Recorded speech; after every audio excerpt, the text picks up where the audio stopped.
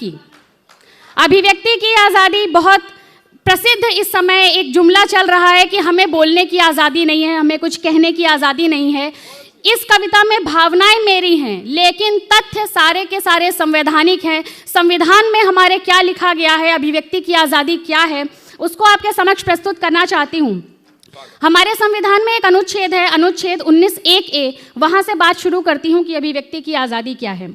अनुच्छेद 19(1)(a ने क्या खूब कहर बरपाया है, हर पाखंडी ने इसका फिर लाभ अनंत उठाया है। देशद्रोह की बात करो या हिंदुत्व विरोधी हो, चलन राजद्रोह करने का अब प्रचलन में आया है। था ये कानून तरकीब मन की उथल पुथल से मुक्ति की, और तुम कहते हो ये है आजादी अभिव्यक्ति की।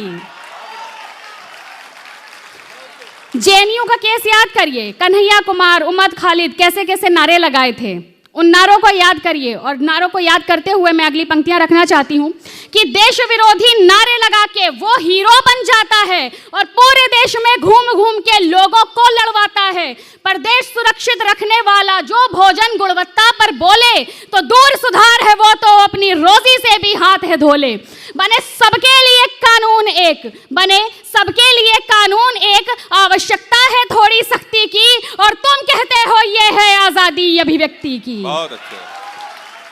जब न्यायपालिका आधी रात में आतंकी को न्याय दिलाए और मानवाधिकार वाले दुश्मन को बचाने सामने आए। अगली दो पंक्तियां रखने के पहले एक छोटी सी भूमिका रखना चाहती हूं। हमारे देश की एक बहुत वरिष्ठ पत्रकार हैं बरखा दत्त जी, जिस दिन करवा चौथ का व्रत था उन्होंने एक ट्वीट किया, I find it very regressive, यानी करवा चौथ का त्यौहार उन्हें बहुत पिछड़ा लगता था। और उसके कुछ ही दिन बाद एक और पवित्र त्यौहार पड़ा, रमजान, जिसमें उन्होंने लिखा हैप्पी रमजान की फीस्टिंग एंड फास्टिंग। आप सब प्रबुद्ध वर्ग के लोग हैं, सब पढ़े लिखे हैं। मैं एक बात आप सबसे पूछना चाहूंगी, एक संविधान, एक देश, एक चांद, दो धर्म, दो त्यौहार, तो एक पिछड़ा और एक प्रगतिशील कैसे? या तो दोनों पिछड़े और या दोनों प्रगतिशील, दोनों ही अपनी अपनी धार्मिक भावनाओं को प्रदर्शित करते हैं। जब चौथ चंद्रमा अर्थहीन रूढ़िवादी पिछड़ा कहलाए, पर एक महीने की भूख प्यास उसी चांद से तय की जाए। अब चांद चंद्रमा के अंतर को, अब चांद और चंद्रमा के अंतर को दरकार है बस एक युक्ति की, और तुम कहते हो ये है आजादी अभिव्यक्ति की।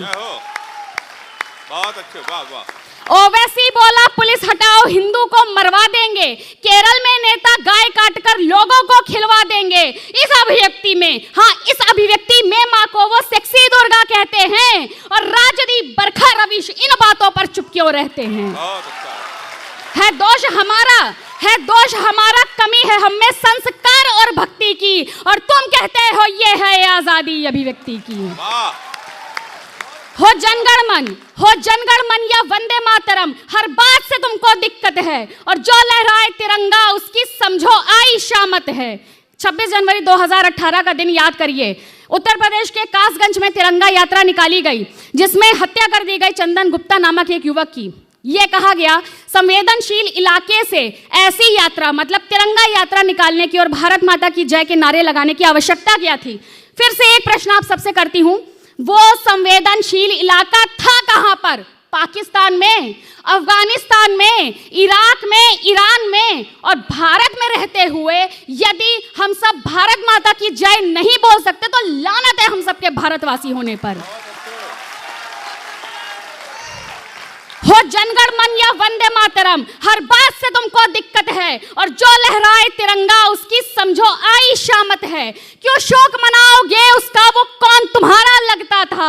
नाख लाख ना वेमुला ना इशरत, नाख लाख ना वेमुला ना इशरत, वो तो चंदन गुप्ता था। है नीति दोगली क्योंकि सब बात है वोट बैंक धन शक्ति की, और तुम कहते हो ये है आजादी अभिव्यक्ति की। बहुत अच्छे। संविधान में लिखा हुआ है अनुच्छेद 124(a), जिसमें बताया गया है कि देशद्रोह क्या है, व्हाट इज सेडिशन। संविधान के हिसाब से बात करती हूं।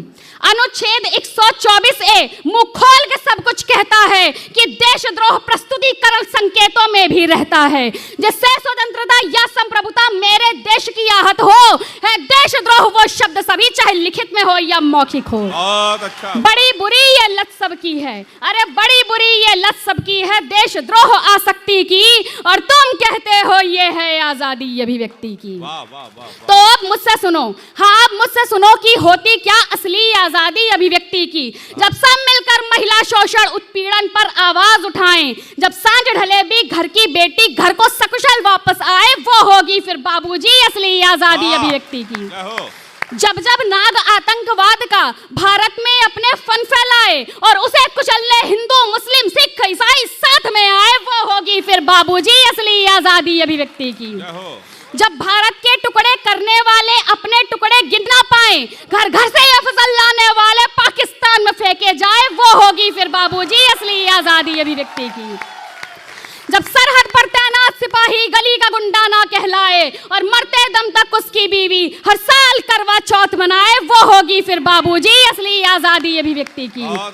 जब कश्मीर से धारा 370 और 35 से हट जाए और कश्मीर सहित पूरे भारत में बेखौफ मेरा तिरंगा लहराए, वो होगी फिर बाबूजी असली आजादी अभिव्यक्ति की।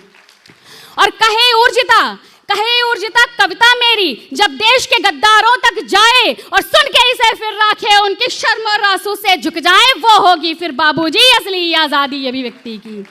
और अंत में सबसे हाथ जोड़कर ऊर्जिता ये कहती है, बुरा लगा तो भाड़ में जाओ, देशभक्त ये कहती है। तुम बोले मैं मौन रही, अब मैं बोलूंगी और लगेगी आग, क्योंकि वो तेरी अभिव्यक्ति थी और ये मेरी अभिव्यक्ति है। वो तेरी अभिव्यक्ति थी और ये मेरी अभिव्यक्ति है। जय हो।